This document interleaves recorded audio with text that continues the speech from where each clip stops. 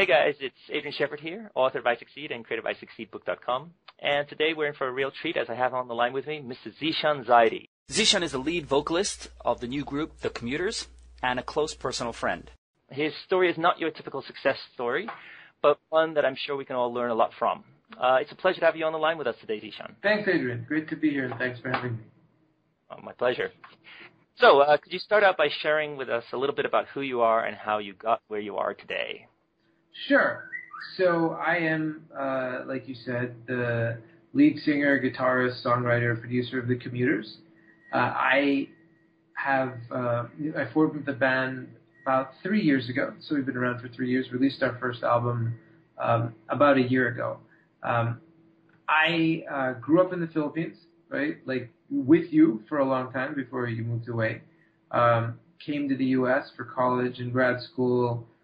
Worked in the music industry for a long time at record labels, and enjoyed it because music was always my passion, and enjoyed working in record labels on the marketing side and the digital music side, breaking other artists and helping them make money.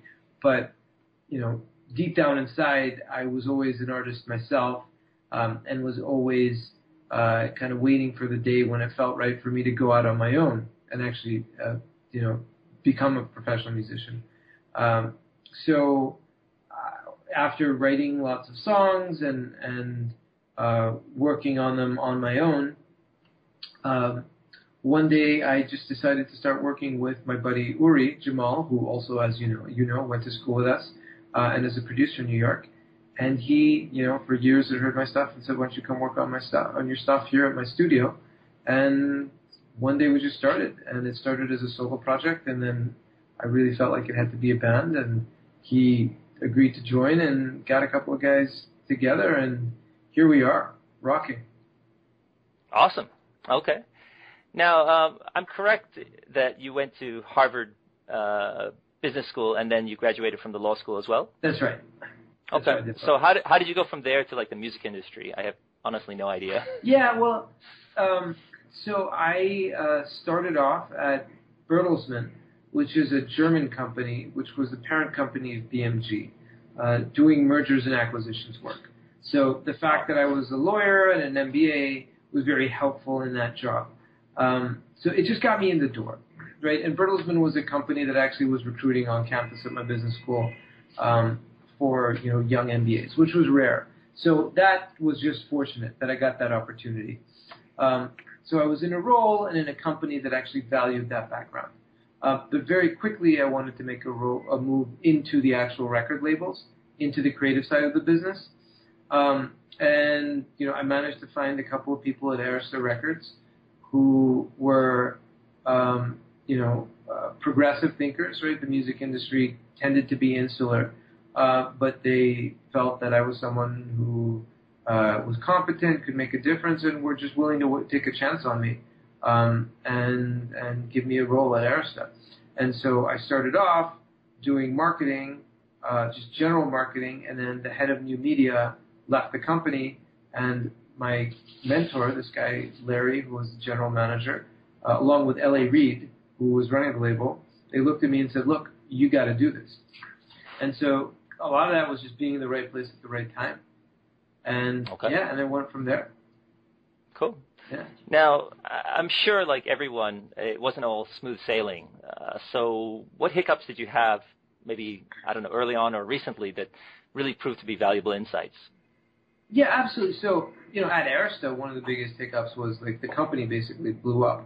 So I joined there in 2002, the summer of 2002. And, within a couple of years, BMG had decided to shut down the label and integrate it into RCA. So, it was pretty kind of traumatic to go through. I mean, it was my first or second job out of school. First I was at Bertelsmann, then I was at Arista. And to see a company like your company basically get shut down was kind of nuts. And it taught me a couple of things. One, it taught me how to cope in that sort of situation, right? Once you go through it once, when you see something like that again, you're just not as fazed. And the other thing it taught me was, it gave me some perspective, right? Which is when you're working for a big company, any company, but especially a big company, you know, you're only as safe or as secure as, you know, as far as like someone very high up decides that your division should still exist. And at the drop of a hat, things can change. So, you know, it taught me to always, you know, not take things for granted, to always kind of be alert and aware of what was going on. And it, you know, it was one of the first things that really convinced me that I wanted a career in the entrepreneurial startup side of the economy, where, you know, things are smaller, things are in many ways much, much tougher, but at least you're controlling your own destiny. Oh, I completely agree. Yeah, it's tough when a CEO can make one decision and completely just, you know, destroy the company. It's I've seen it happen. Small companies, I've seen it happen at big companies. You know, it's sad, but you know, sometimes people don't see the writing on the wall, and they just think that, you know, just because they're working for a big company, that everything's going to be okay. Yeah. You know, it's the concept of the normalcy bias, where, you know, yesterday the sun came up and the sun went down, so tomorrow the sun will come up and the sun will go down. But the same thing they apply to like work, but you know, it's not exactly the same thing. You know, one is the universe, and one is human interaction, and people make mistakes, and sometimes big ones. You're totally right. People make mistakes and people make decisions. That's just kind of the way it is, right? And like you said, it happens at big companies, it happens at small companies. The difference is that a smaller company, you're much more likely to know what's going on, to be involved in the decision making, you know, to feel close to it. So you feel like you're having an impact. If you're at a small company and there's a problem, you'll know, and you can be part of, you know, the solution. Whereas at the big company, there's so much going on. There's so many layers in between the average employee and the decision maker that you don't have that sort of insight. Sure. So, you know, I mean, it was at the time a pretty traumatic experience for a lot of my colleagues, but I learned a lot from that, and I took a lot out of it. So I'm happy I went through it. Okay. Now, I'm also right in understanding that you're a founder of the new company Host Committee, right? Yes. Could you tell us a little bit about that and how you got into it? Sure. Host Committee is a great service. Right now we're based in New York, and what we do is we enable young people, or people of all ages, but our consumers tend to be young, to throw awesome private parties at literally the top nightlife venues in the city, the top clubs and lounges, you know, before they really get going, so before midnight, and invite groups of friends using an invitation and ticketing platform we have that's integrated with Facebook. So it's like having an awesome house party of your own, where like it's your crew and their friends at an awesome club all to yourself. And you know, basically everyone pays cover of $20 a head. The people who put the party together, the hosts, they get in for free and they get some special treatment. But for the most part, the magic is like going to a club or going out to a venue that is just full of your friends of friends is a totally different experience, as opposed to, you know, the typical nightlife experience, especially for someone who's not connected to a club. You know, you have to wait in line at the door. Maybe you get in, right? If you get in, you don't know who's there. If you're a woman, there's like creepy dudes who might hit on you. If you're guys, you don't know who's there. You walk into one of our parties and it's completely different. People are just so excited to be there, so happy. The atmosphere is so positive. So yeah, that's what we're doing. How I got to do it, I partnered up with my co-founder, Andy Russell, who is had been a venture capitalist for a long time, but before that was in the nightlife industry. He had owned a venue or two. He had been a party promoter, so he understood the space. And he, you know, had a lot of connections, and he said, look, he raised some money to start multiple companies. And he loved this idea, and he thought that I was someone who could actually build and run the company. Cool. Just given my background, because after leaving the music industry, I worked for a number of different startups in the tech world. So because we have a strong tech component, and I had done that, and I'd operated a number of companies, and I understood the nightlife world. I wasn't, a nightlife world impresario, but from my time in the music industry, I understood it. So he it was his idea, but we started it together, and I've been running it for the past year and a half. So it's a fun time. We will make it out to Japan. Someday we'll get there. Hopefully not too long. You should really go on Shark Tank. That's I saw somebody go on maybe last year who had like some sort of nightlife thing. Yeah. You guys should maybe head on there because I think it's a great show for something like that. If you want to maybe expand and I don't know, a few guys on the show. I think Damon Jones is really big into nightlife and stuff. I'm not sure he'd do it because it might be competition, but maybe not. I don't know. No, check it out. We'll definitely check it out. Thanks for the suggestion. Sure. Okay, so obviously you like to keep yourself busy. I mean, you're a budding rock star. You've got this, new social. I don't know how to describe party planning thing. Social media and nightlife startup. Yeah, nightlife thing, startup. So, what have you got planned for this year? Wow. So that's a good question. So as on the host committee front, I started the company with Andy in late 2011. We first built the platform. We launched the company last summer, and we had a whole bunch of parties in New York. So last year we proved the concept and proved the model. This year it's about growing it as quickly as we can, right? Just having as many parties in New York, building our marketing, building our presence, and then once we do that, start rolling out into other cities. Because, going out, meeting up with friends, that is just universal. And nightlife venues that are attracted to the idea of people coming in before midnight, that's universal. So this year on the host committee front, want to, make progress in New York and then launch into other cities. On the Commuters front, we started with one single, which, was our lead single when the album came out. Been working it for a while. This year I want to release a couple more singles and videos to try to, build our fan base even more. Maybe do some touring, not just in New York, but outside of New York. In the East Coast a little bit, and maybe some international touring. And then start working on some new material. So, we'll be writing some, I'm writing some stuff right now. We'll work on it. And, that might not come out this year, but I'll definitely be working on it this year. So yeah, if I accomplish half of that, I'll be happy. It's a lot of objectives. Sure. Okay. You said that, you're using host committee basically through Facebook. So I have to ask you, how do you feel about the social media sites? And is there one that you think is a better, marketing tool that people, if they have their small business, that they should be using, more often? Or what have you found? I found that each social network has its own user base and its own sort of purpose, right? And which one you use really depends on what your business is, right? So most people equate business with LinkedIn, and I think LinkedIn is fantastic, right? I use it all the time for reaching out to people, for recruiting.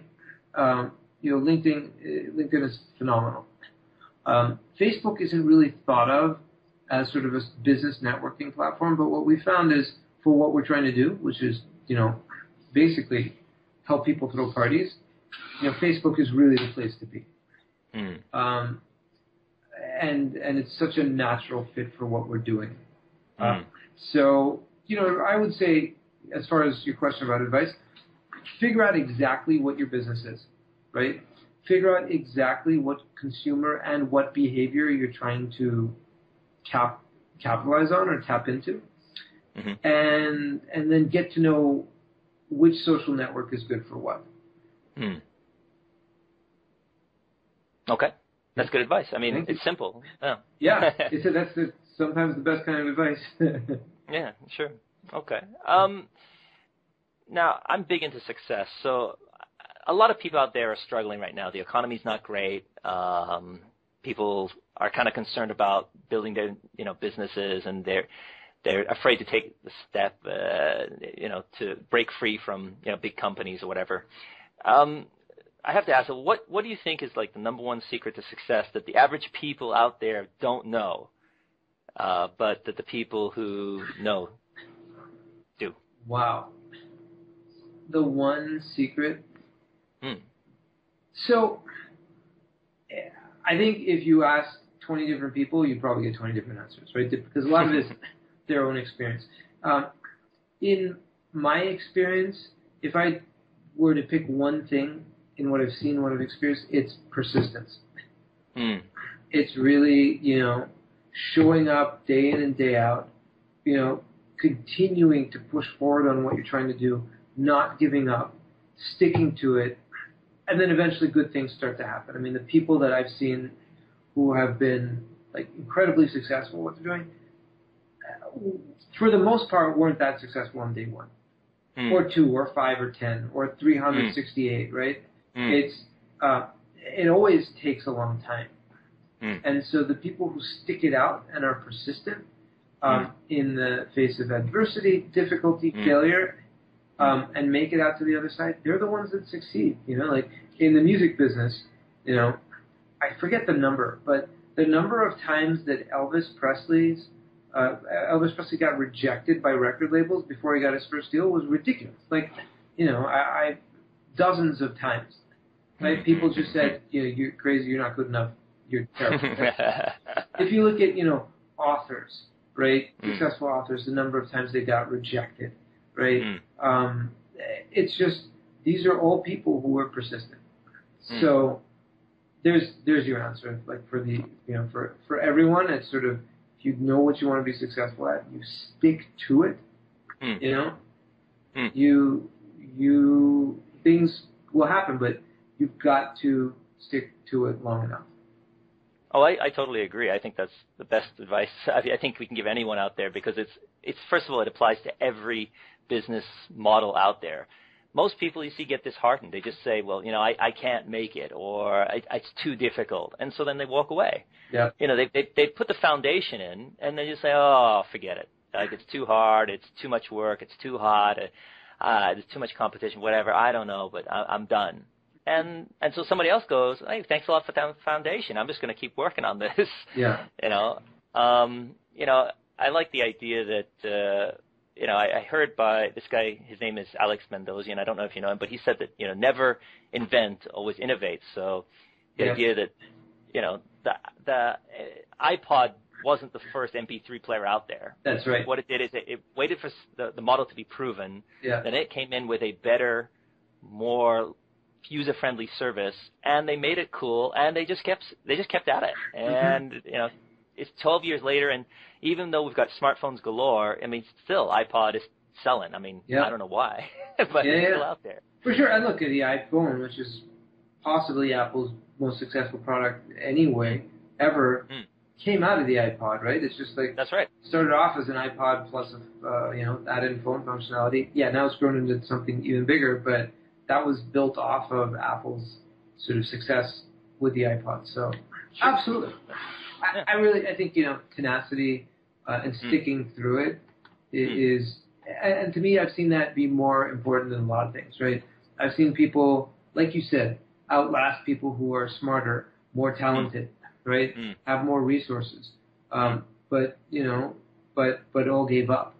And it's the people who stick through it that ultimately, succeed. Now, like with the Commuters, we haven't succeeded yet. We've had some success, which is great, and I'm very thrilled and grateful about it. But we're not where I ultimately want to be. But it's just taken time, right? I mean, Uri and I started working on the first album in 2009. I actually started writing the songs that are in the album several years before that, right? And was playing open mics. And, sometimes you can control the pace of things and sometimes you can't. Would I've loved to had a lot of success overnight and gotten signed and absolutely. But I had this other career, and I wanted to keep that going as well in the digital media world. But just sticking to it, just continuing to be in the mix and continuing to move forward, like over time, it's yielded great results. And so much of it is just keeping at it. And like you say, on the music, well, yeah, I mean, I'm sure there are so many more artists who are technically more talented, at least than me. Like Uri, Ben, and Paul are all great musicians who have been professional musicians, professionally trained. Like, I've been a musician, I've been in the music industry, but I'm not, like, I haven't been a professional musician before. I'm sure there are people who are much more talented. Definitely better singers, better guitarists, right, technically anyway. But it's really sticking it out and continuing at it that has resulted in whatever we can show. Sure. Anyway, as I said, it's the best advice I think you can tell anyone is to keep going. Exactly. Okay. I'm a big believer in the power of words, as I'm sure you are. Do you have a favorite quote? I have a few. So one of my favorite quotes is by Mario Andretti, and he once said, "If you feel like you have everything under control, you are just not going fast enough." Right? And I think that to me, I read it and I get inspired by it every time I read it, because especially for people like myself who tend to be type A personalities, like to do things perfectly, like to make sure things are all buttoned up. That is a great reminder that like you just got to keep going and you got to keep going fast, right? That's one of my favorite quotes. The other one, and this one actually, I would say changed my life.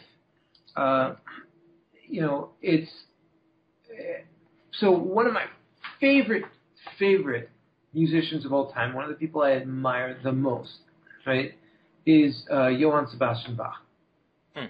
One of the greatest composers of all time. And I read a quote of his once where he just said, "I have worked hard, and I'm a hard worker. And anyone who works just as hard will go just as far."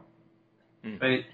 So that is, I'd say those two are probably my two favorite quotes as far as motivation goes, because this dude is a giant. I mean, he's written some of the most beautiful melodies that I think will ever be written.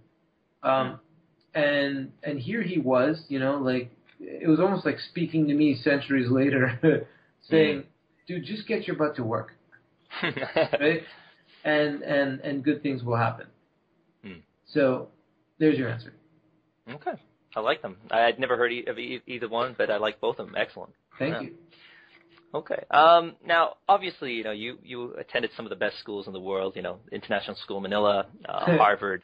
And so you're, I know you understand the value of studying, and maybe more so than I do, because I wasn't exactly the best student when I was younger. But I'm kind of curious, like, who would you say was the greatest influence, in your education as a whole? I mean, would it be one of your mentors or a teacher in Harvard, or maybe some author that you read? I don't know. Who would you say would be your greatest influence? Greatest influence in my education. That's interesting. Influence in terms of like who got me to go to different places, or like who I came across? Whose ideas or concepts, you accredit, I don't know, your success to? That's interesting. I would say,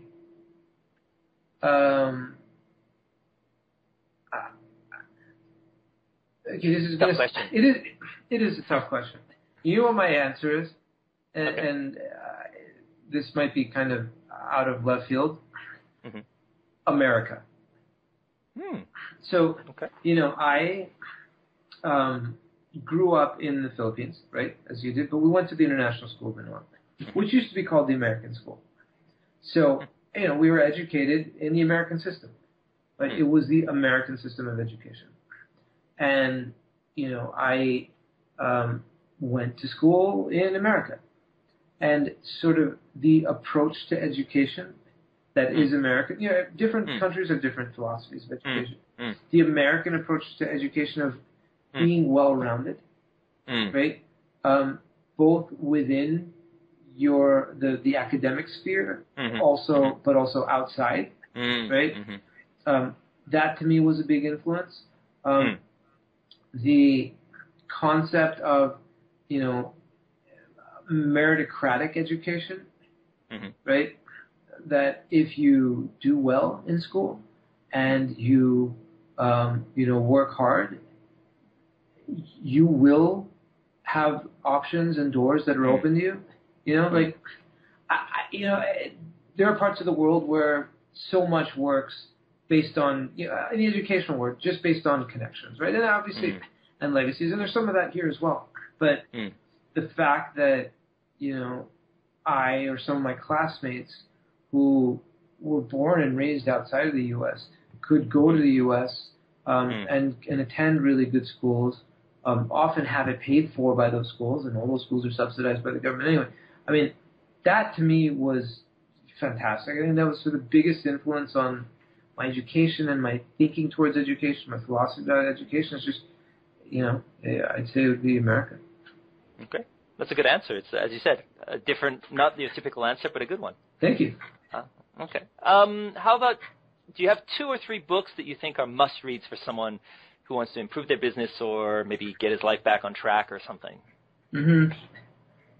Yeah, for sure. So let's see. A couple of my favorite books, and I'll focus on the business ones, right? Okay. I think one that I got a lot out of is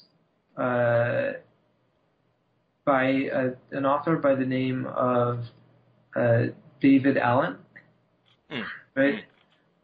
Who wrote a book called Getting Things Done. Right? I don't know if I'm assuming you're familiar with him because you're in this field. Sure. Yeah, I got it. Yeah. And, for me, I came across that book at a time in my life where I really needed it, right? And it's a very specific type of book that, literally he spells out, this is how you become more productive, right? Breaking down what you have to do into tasks, into projects, creating a workflow system. I mean, for someone who's just trying to get to the next level, I think this book is phenomenal, especially if you find that one of your biggest challenges is getting organized and literally getting things done. So I would say that is one book. But, it's a book about a very specific subject, which is how to be more productive. It's not going to tell you what you should be productive at, right? Or, or what your real goals should be. So that is one book that I highly recommend to anyone. The other one that I'm a very big fan of is called Made to Stick. Made to Stick. Yeah. I don't know if you're familiar with that one. It's by 2 brothers, the Heath brothers. I believe their names are Chip and Dan Heath. And it's a book about the marketplace of ideas. The subtitle is Why Some Ideas Survive and Other Ideas Die. And they analyze sort of ideas, urban legends, advertising taglines, videos, and they talk about what is it about some ideas that resonate with people. And I think anyone who's trying to start their own business is really, in the marketplace of ideas, trying to sell something, trying to communicate something.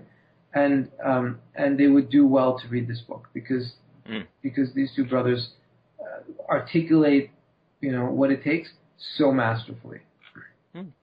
I have read it. I've forgotten. It's been a while. But as soon as I saw the cover, I recognize it. Yeah, I'd say that's a must. Okay. So those are just 2 books. I mean, I'm kind of a geek that way. I read a lot of business books. So, I have a lot to choose from. So there's more. If anyone wants more, feel free to reach out to me. But those are the two that I would start with. Okay. Interesting choices, yeah. Yeah, I don't know. Have you ever read,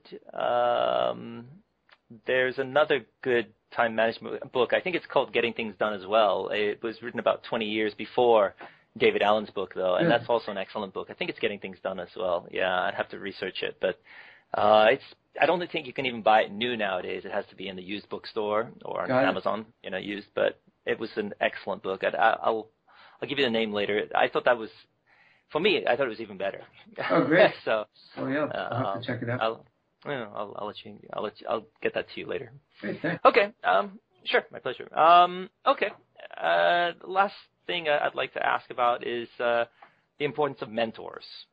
You said you have a mentor, and do you think people need mentors? And if so, why? Yeah. So I'm a big believer in having multiple, right? Just people who you can reach out to, connect with, people who you feel have your interests at heart and can objectively look at you and your situation and have seen those types of situations before and can just guide you, because it's always, it's always tough to be objective about your own situation because you're in the middle of it. Right? And it's always tricky going to people who you're working with very closely day in and day out and trying to have them give you an outside perspective. You need someone who knows you, who will take time to know you, and will give you sort of that perspective and guide you when you're trying to figure out your next move or how to deal with certain situations. That's not always going to be one person. And for me, it hasn't been one person. It's been a whole series of individuals who I've, stayed in touch with. So, and it can be, a friend, a relative, a former colleague, a former boss. But I do think that it's good to seek out that sort of advice and that sort of perspective whenever you can. And that's just sort of a conscious thing. I mean, I have never been so proactive about it. I haven't gone out and said, well, I must find a mentor. But when I've come across people in my career who cared about me, who I felt just, really had my best interests at heart, and I could look up to and learn from, then, I definitely appreciated that and stayed connected to them. Okay. Well, I mean, even the best tennis players and basketball players in the world all have coaches. So exactly. I think that just says it right there. We can all use a little help sometime. Totally agree. Okay. Okay. I want to wrap this interview up. Any final words? Anything on success or the future, or I don't know, anything you'd like to say? I am a firm believer that life is very short. And you should spend it doing what you love. And, if you love something enough, if you love what you're doing, and you stick to it, like we talked about earlier, then good things will happen. I mean, whether you'll be successful in the way that, superstars are successful or billionaires are successful, that, I don't know about, that's hard to predict. But will you look back on your life and say, I'm happy I did what I did and I spent my limited time the way I did? Absolutely. So, if there's advice I have, it's, do what you love what you do, and then your time on this planet will be time well spent. Yep. Time is short, and it's no use doing something you don't want to do, really. Exactly. What a waste, really. That's what you're doing. Exactly. So, half the battle is figuring out what it is you want to do. But if you know what it is, then you've got to, give it a shot. Even if it's not diving headfirst into it entirely, just pursuing it, doing something every day, is definitely the way to go. Okay. Well, thank you so much. Zeeshan, I really appreciate you taking time out of your busy schedule. It's been hard to get you to sit down for 2 minutes here, but I really appreciate the time you've given me today. And one last thing, if people would like to find out more about yourself or your group or your host committee thing, how would they do that? Well, at host committee, they can just go to hostcommittee.com. That's the website. And the commuters are at thecommuters.com. And all of our information that we're giving our album away for free. And if you go to thecommuters.com and on the upper right, you'll see free album download. It's yours. I want to give it away to as many people as possible. And so come check it out. Great. Okay, it's been a pleasure talking with you today, sir, and I hope we can do it again sometime. Thank you, Adrian.